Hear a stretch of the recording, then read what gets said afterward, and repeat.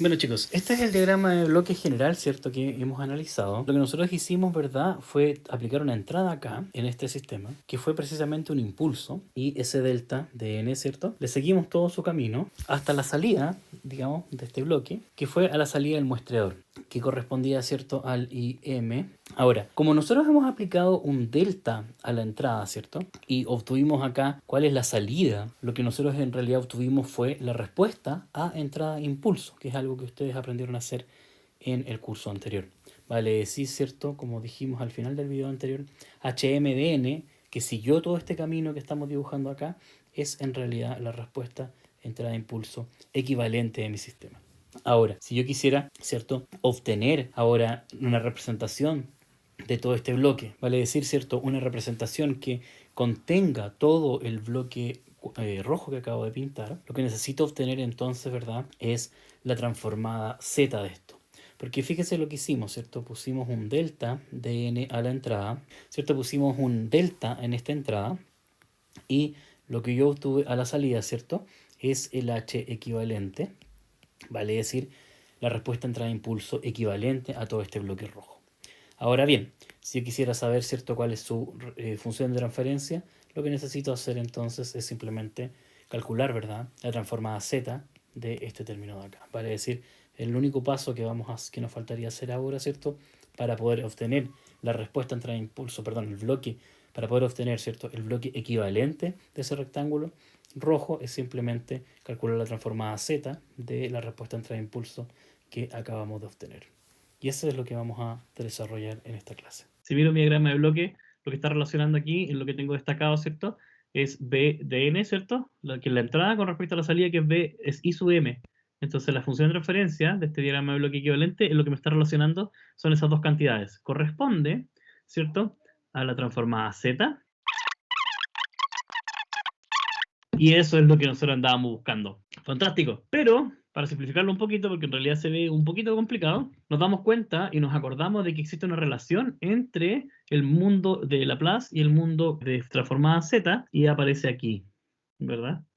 Que z es igual a e elevado a st. Y ese es el mapeo, ¿cierto?, que se producía entre los dos planos. Lo cubrimos en el curso de sistemas y señales, vale decir, lo que se mapea originalmente en rectas, ¿verdad?, en el mundo de Laplace se transforma en círculos. ¿Se acuerdan cuando vimos de que el eje imaginario del plano de Laplace se transformaba en el círculo unitario?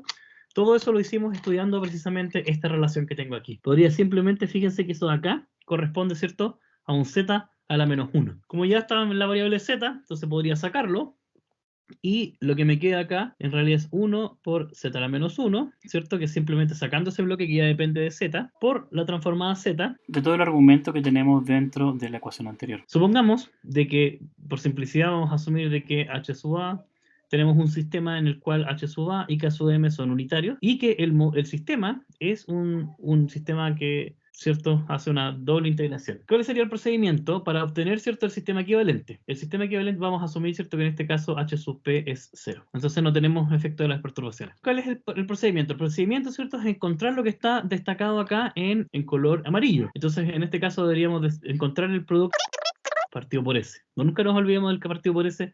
Muchos estudiantes pasaban que se olvidaban de eso y se equivocaban en el problema. ¿Cuál sería el producto de esto? Fíjense que h es 1 partido por s cuadrado, ha y k sub m es 1, y simplemente entonces me queda 1 partido por s cuadrado por 1 partido por s, es equivale a 1 partido por s cubo. Ahora tenemos que ir a la tabla. La Z que está disponible en Canvas. Vamos a la tabla, ¿cierto? Y vemos que en la línea 6, ¿cierto?, me dice si el sistema equivalente es 2 partido por s cubo, estoy aquí en la línea 6. Fíjense entonces que si es 2 partido por s cubo, entonces su equivalente en tiempo continuo es t cuadrado, su equivalente en tiempo discreto es kt, en este caso yo lo voy a escribir como nt cuadrado, ¿cierto?, por la nomenclatura que ocupo yo en el curso. Entonces fíjense que en este caso, ¿cierto?, estamos diciendo que lo que me mostraba la tabla no era exactamente lo que nosotros necesitábamos, sino que tenía la diferencia de que en este caso era 2 partido por s cubo. ¿Cuál era el procedimiento? Fíjense que primero, voy a rayar esto, teníamos que obtener esto, teníamos que calcular primero eso, calcular el Laplace inverso, que es lo que tengo aquí, ¿cierto?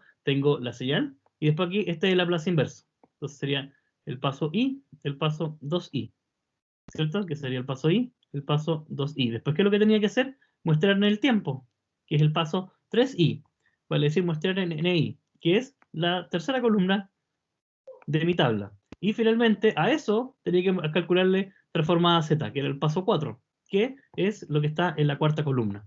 A eso me refiero, con que yo ni siquiera tengo que hacer estos cálculos, solamente busco en la tabla la primera y analizo la última. Y obviamente me ahorro todos los pasos entre medio. Y la única diferencia con respecto a esto, ¿cierto? Es que tengo que dividir por un medio aquí, y si divido por un medio, como todo es lineal, esto me queda partido por un medio, esto me queda partido por un medio, y esto me queda partido por un medio, y esto es exactamente igual a lo que obtenía acá. Por lo tanto, ¿qué es lo que obtengo? Obtengo que la transformada equivalente en z, no nos olvidemos, ¿cierto? Que todavía me faltaría, aquí lo voy a poner el paso 5, el paso 5 vendría a ser multiplicar este resultado por 1 por z a la menos 1, por la transformada z de todo lo demás que vimos, cubo. Que lo único que en este caso me va a hacer, me va a simplificar eso con este y me va a quedar en 2, por lo tanto me queda al cuadrado. Si se sienten incómodos todavía con el z a la menos 1, podríamos amplificar por z cuadrado arriba y abajo, ¿cierto? Y esto también sería equivalente, si lo quisieran representar así, así hasta al multiplicar por z cuadrado y arriba y abajo. Entonces, este vendría a ser, la forma que a ustedes les acomode más, ya sea la segunda o la tercera, este vendría a ser entonces el sistema equivalente que vería mi sistema en tiempo discreto, ¿cierto? Mi controlador en tiempo discreto, si es que hubiese tenido, ¿cierto?, estas definiciones como el sistema en tiempo continuo. ¿Cuál es la gracia de esto? ¿Cuál es el objetivo de todo esto? Les vuelvo a repetir. El objetivo de esto, ¿cierto?, es que si nosotros tenemos un sistema en tiempo continuo y lo queremos controlar mediante un computador, vale decir, mientras una tarjeta, por ejemplo, una Raspberry Pi, lo que nosotros queramos, siempre lo que va a haber en la tarjeta va a ser este equivalente en tiempo discreto, y obviamente se dan cuenta que el periodo de muestreo aparece aquí, entonces obviamente el efecto del periodo de muestreo puede hacer, ¿cierto?, de que aparezcan fenómenos que nosotros en el mundo continuo, digamos, que no vamos a ver en el mundo discreto, pero que vamos a tener que compensar de alguna forma. Y con lo último que voy a terminar ahora es el efecto del retardo. Probablemente puede pasar, ¿cierto?, de que exista un retardo dentro del sistema como tal. Si existe retardo en el sistema,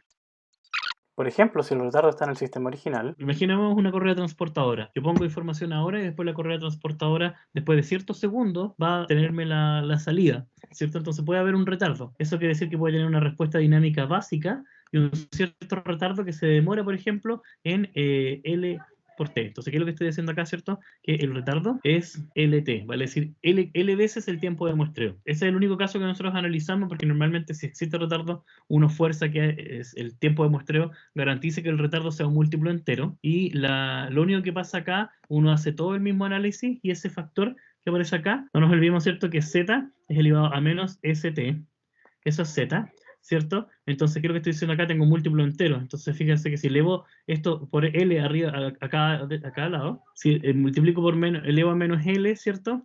Esto de acá me queda E elevado a menos S LT. Entonces, así es como va a aparecer el retardo después, ¿ok? Y obviamente eso va a hacer que este factor aparezca en la ecuación, y lo único que cambia acá, la ecuación equivalente en z, ¿cierto?, es que me va a quedar 1 menos z a la menos 1, ¿cierto?, multiplicando el z elevado a menos l por la transformada z de todo lo que vimos antes. Si nosotros desarrollamos esto de acá, ¿cierto?, sabemos que esto es z menos 1 partido por z, entonces el producto de este z elevado a menos l a la larga, lo único que hace es que me queda acá un z menos 1 partido por un z l más 1. ¿Ok? Entonces, es exactamente lo mismo, se hace exactamente la misma operación, y lo único que uno tiene que cambiar es el factor que multiplica, si es que hubiese un retardo.